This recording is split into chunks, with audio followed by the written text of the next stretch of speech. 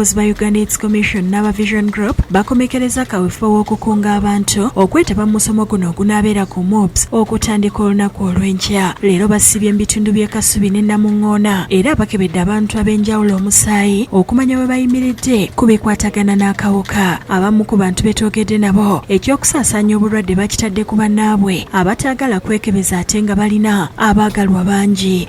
Okubeera awo nga weeraliikirira kuba nti bali mu kwekebeza ng'otuuka okankane nze maze n'enguma n'enjaano neneekebeza era ne bampa akantu kange kaneeno. Mpulira nga gwawulira oyagala twegatte nga nkugamba tugenda ku musaayi. Ate mbategeeza okusobola okujja wano okwekebeza n'okakamukenene. Edward Siriimu okuva mu Uganda AIDS Commission asiimye abantu b'e Kasubi olw'okujjumbira okwekebeza. Twebaza nnyo abantu b'e Kawaala abajjumbidde ebyenteekateeka eno ne bajja okwekebeza ne bamanya n'information y'okutwalira abaagalwa baabwe. Amyuka akulira okutegeka ebivulu mu kampuni ya Vision Group Kennedy Motor akunze abantu abalala okugenda mu bungi Nakawa mu musomo ogutegekeddwa.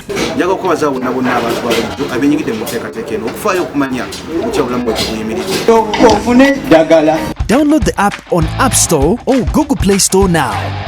Vision Digital Experience, the future of media.